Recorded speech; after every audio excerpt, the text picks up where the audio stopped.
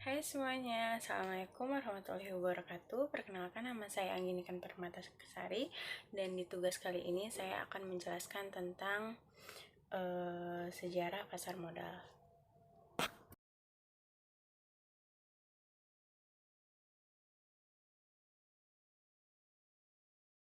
Nah, untuk sejarah pasar modal ini, secara historis pasar modal sudah ada sebelum Indonesia merdeka. Nah, pasar modal ini telah berlangsung sejak zaman penjajahan Belanda pada tahun 1912 di Batavia.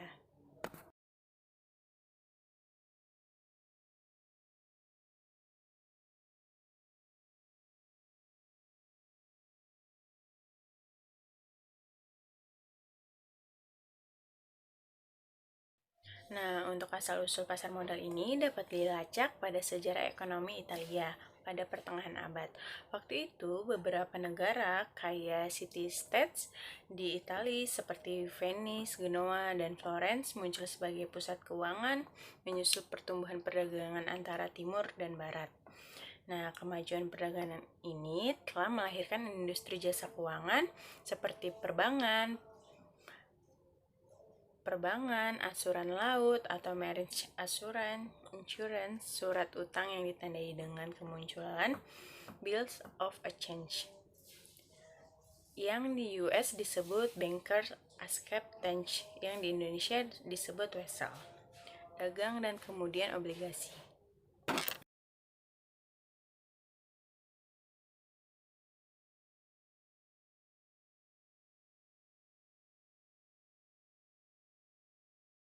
Perdagangan internasional ini mula-mula dilakukan dalam sebuah pameran dagang.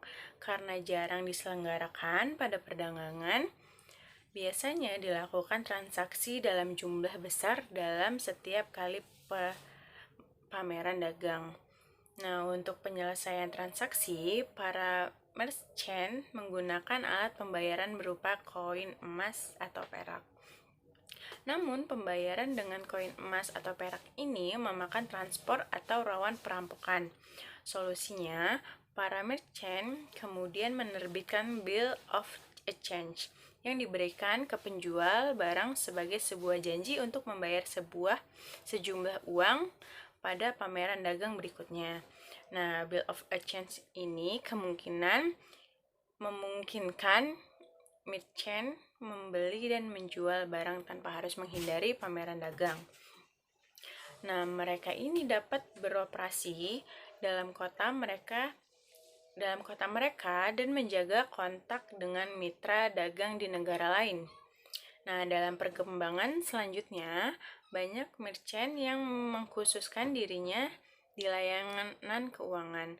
Mereka inilah yang kemudian disebut merchant banker, yang sepeda dengan investment banker di US.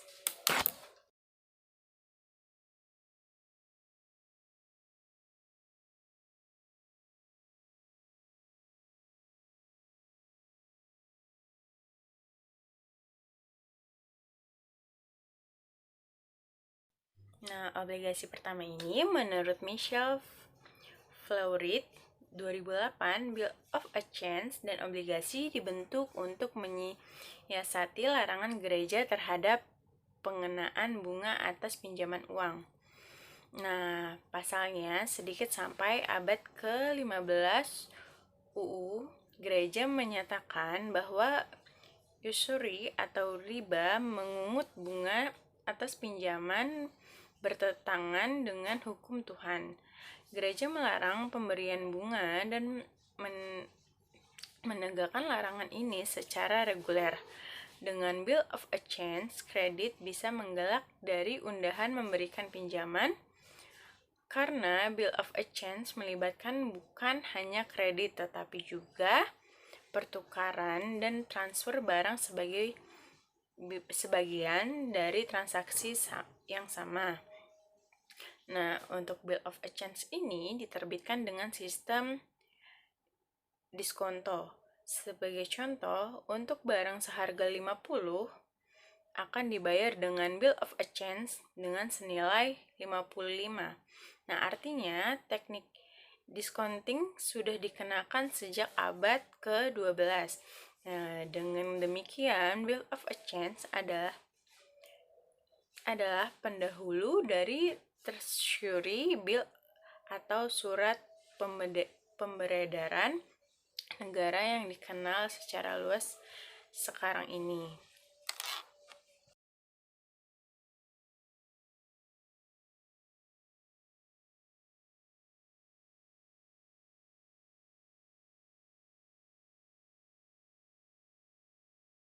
Nah, kemunculan bursa.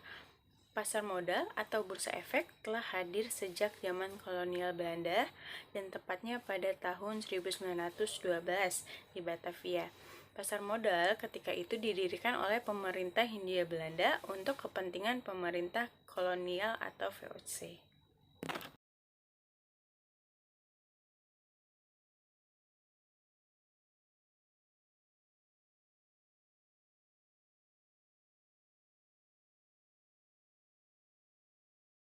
Nah, di sini saya akan menjelaskan tentang HOT IPO saham VOC. Nah, ada catatan sejarah yang menunjukkan bahwa IPO VOC ini pada mengalami kelebihan pemerintahan akibat sebelum sertifikat saham diserahkan, harganya sudah naik 10% sampai 15% di atas harga IPO. Nah, pada tahun 1622, harga saham VOC naik hingga 300% dari harga IPO. Kesuksesan usaha VOC pernah mendorong harga saham VOC pada kesuksesan usaha VOC. Nah, pernah mendorong harga saham VOC pada tahun 1720-an, naik hingga 1200% dari harga IPO. Nah, antara lain karena kebijakan pembayaran dividen. Selama hampir 200 tahun beroperasi, VOC membayar dividen rata-rata 18% per tahun.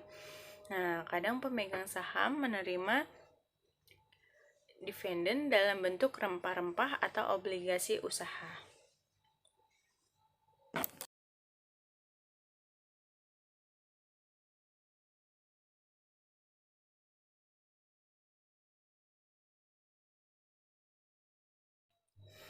Nah, kesuksesan IPO VOC menimbulkan perkembangan baru, yakni munculnya bursa saham.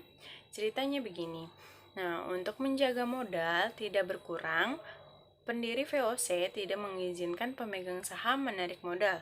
Nah, pemegang saham ini yang ingin menarik investasi mereka harus menjual efek mereka kepada pemodal lain. Dengan demikian, sejak September 1602, 6 bulan setelah IPO, kantor VOC juga berfungsi bursa efek meskipun hanya memperdagangkan saham sendiri. Nah, belakangan ini kantor VOC juga menjadi tempat perdagangan efek lain sehingga kemudian berkembang menjadi bursa Amsterdam atau Amsterdam Beurs.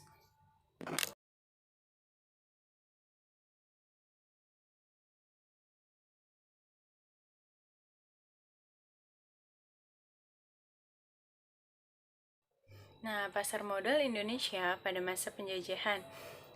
Pengusaha Hindia Belanda mendirikan Vereniging voor de Effecten de Batavia dan sekaligus memulai perdagangan efek pada tanggal 14 Desember 1912. Nah, efek yang diperdagangkan pada masa itu adalah saham atau obligasi perusahaan yang berkebunan Hindia Belanda yang beroperasi di Indonesia. Dengan semakinnya berkembangnya pasar modal Batavia tersebut, kemudian bursa efek dibuka juga di Surabaya pada tanggal 11 Januari 1925 dan di Semarang pada tanggal 1 Agustus 1925. Nah, ketika suhu politik di Eropa meningkat pada awal tahun 1939,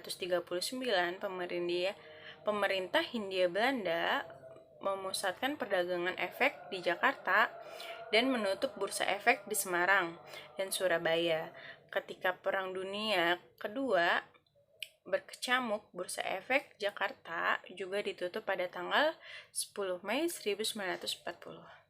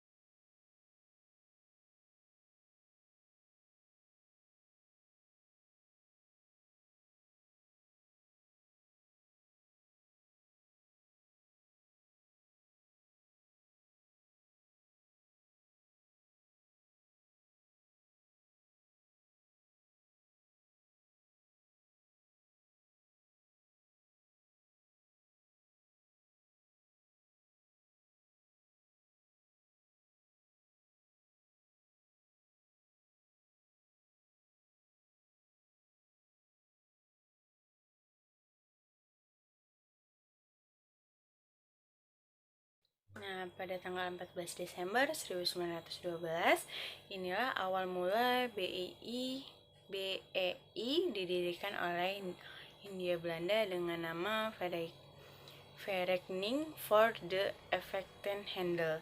Pada awalnya hanya terdapat 13 anggota bursa yang aktif.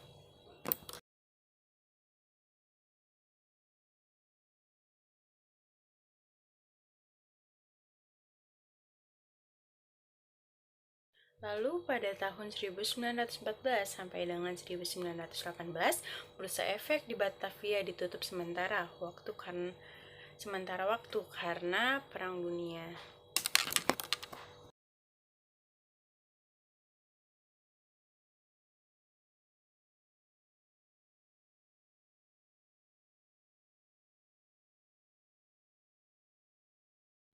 Nah, pada tahun 1925 sampai 1942, setelah kondusif, maka pada tahun 1925 ini bursa efek di Batavia telah dibuka kembali. Secara bersamaan, bursa efek Semarang dan bursa efek Surabaya dibuka dengan masing-masing memiliki 5 anggota bursa.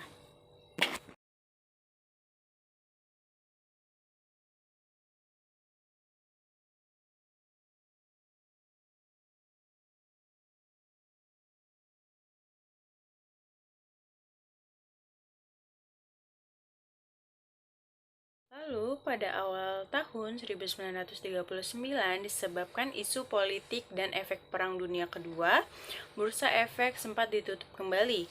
Nah, bursa efek yang paling terkena adalah bursa efek Semarang dan Surabaya.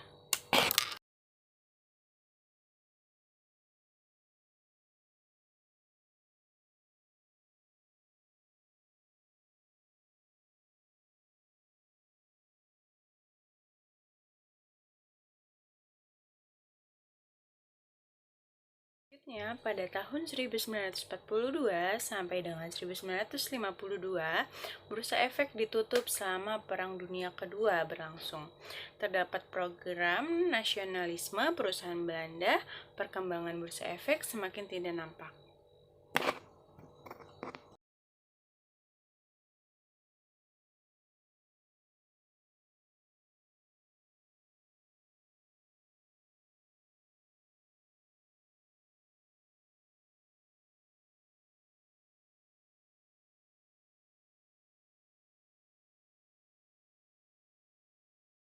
Memasuki Orde Baru pada tahun 10 Agustus 1977, bursa mulai dihidupkan kembali dan diresmikan oleh Presiden Soeharto. Sebagai perusahaan, BEJ saat itu dijalankan di bawah Bapepam atau Badan Pelaksanaan Pasar Modal. Sekarang sudah diganti menjadi OJK.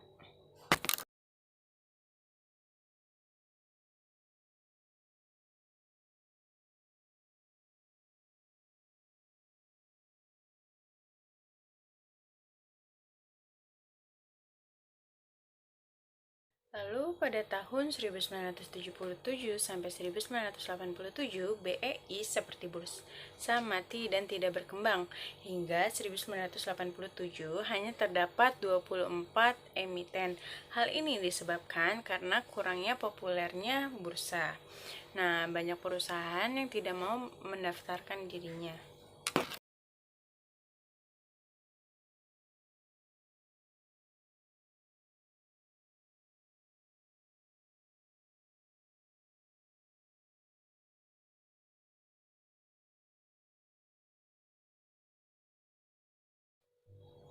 Selanjutnya di sini saya akan membahas tentang sebagai inisiatif pemerintah, maka dibuat 3 paket kebijakan.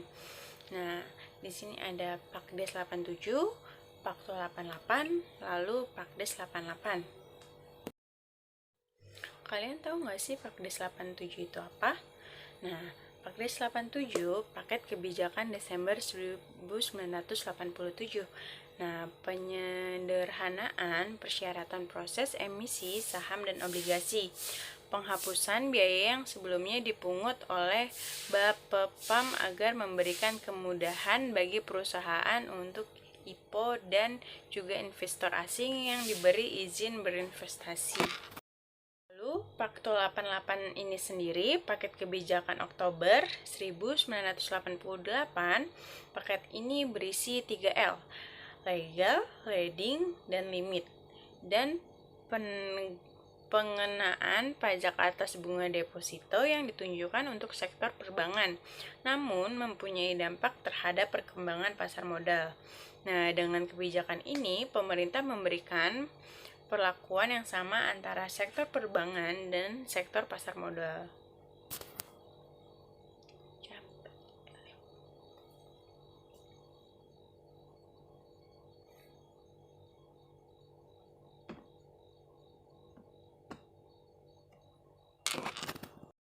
Dan yang terakhir, Pakdes 88 ini paket kebijakan Desember 1988. Nah, paket kebijakan ini memberikan kemudahan bagi perusahaan untuk go publik dan memberikan beberapa kebijakan lainnya yang positif bagi pertumbuhan pasar modal di Indonesia.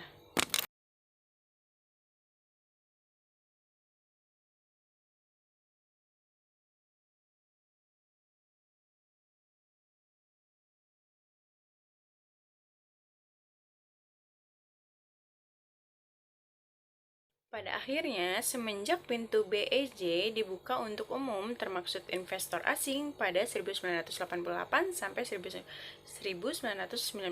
terlihat transaksi di bursa mulai meningkat. Banyak perusahaan antri untuk masuk ke bursa. Nah, masyarakat luas banyak yang ingin menjadi investor. Dengan perubahan yang signifikan, rasa kepercayaan investor semakin tumbuh terhadap keberadaan pasar modal di Indonesia.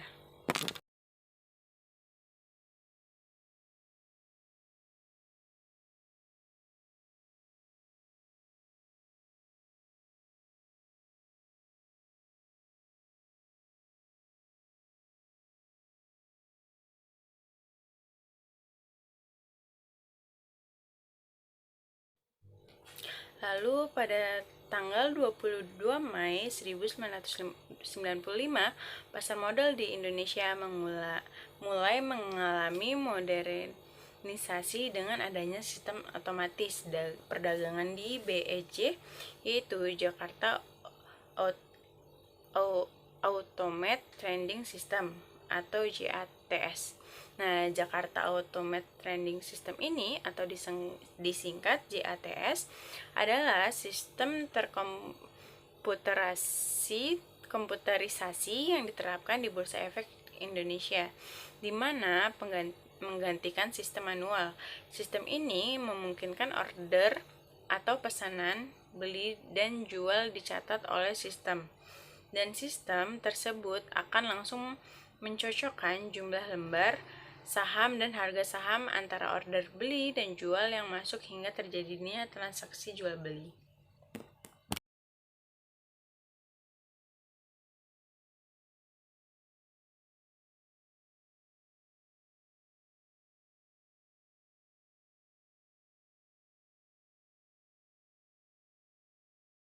Lalu 10 November 1995, pemerintah mengeluarkan Undang-Undang Nomor 8 Tahun 1995 tentang pasar modal.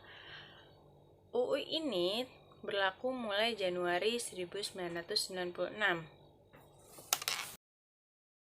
Nah, untuk Undang-Undang Nomor 8 Tahun 1995 ini tentang pasar modal mencabut Undang-Undang Nomor 15 Tahun 1952 tentang penetapan Undang-Undang Darurat tentang Bursa atau Lembaran Negara tahun 1951 Nomor 79 sebagai Undang-Undang Lembaran Negara tahun 1952 Nomor 67 dan dinyatakan sudah tidak berlaku lagi.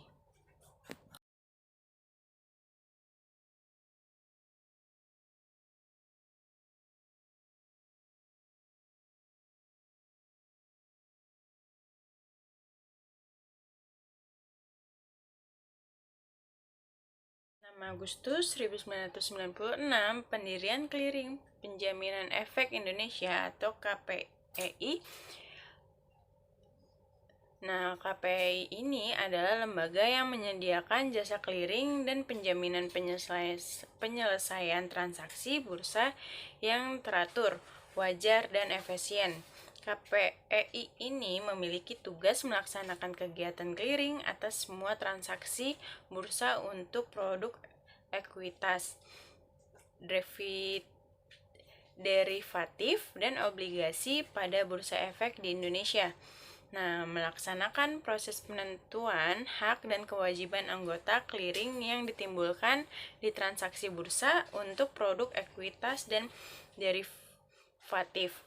Memberikan kepastian dipenuhinya hak dan kewajiban bagi anggota clearing yang timbul dari transaksi bursa atau UU PM nomor 8 1995.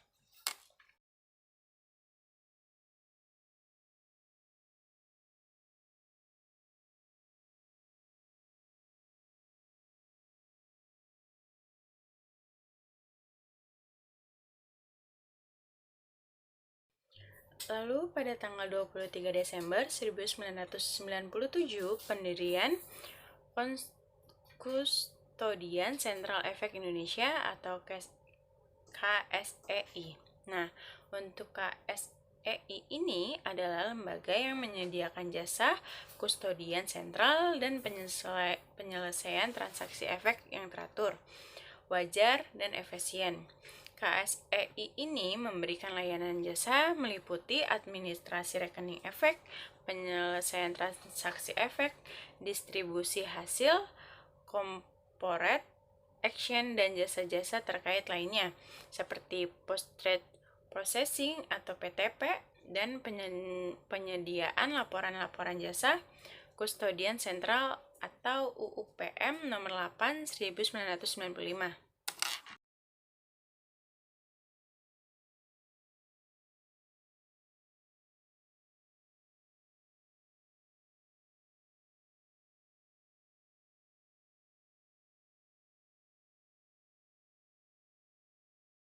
Selanjutnya, di tanggal 21 Juli 2000, sistem perdagangan tanpa warkat atau scriptless trading mulai diaplikasikan di pasar modal Indonesia.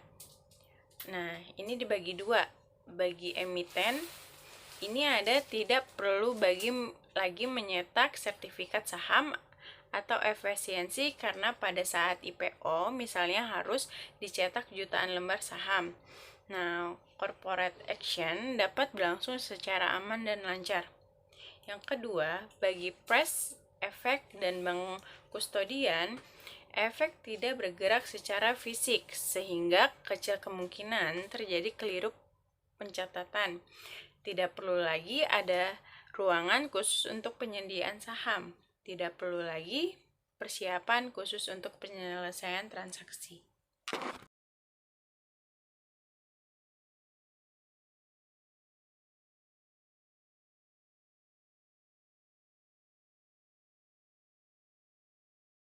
Dan di tanggal 6 Januari 2014, perubahan satuan lot yang baru mulai diberlakukan dari sebelumnya 500 lembar saham menjadi 100 lembar saham dalam setiap lotnya.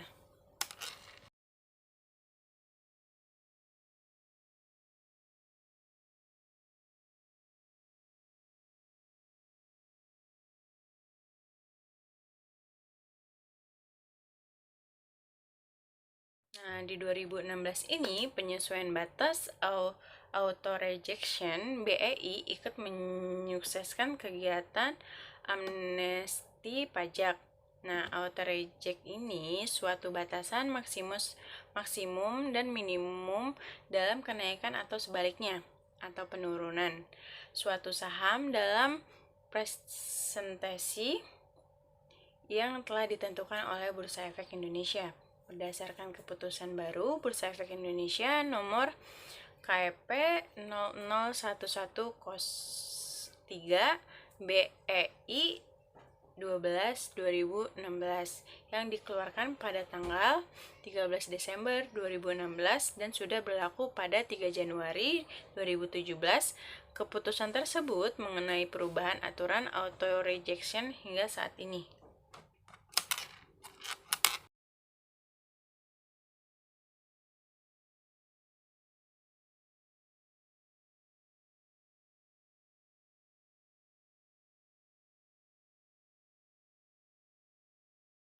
Untuk materi yang saya sampaikan tentang sejarah pasar modal, bila ada kekurangan mohon maaf. Wabillahi taufiq wal hidayah. Wassalamualaikum warahmatullahi wabarakatuh. Dadah.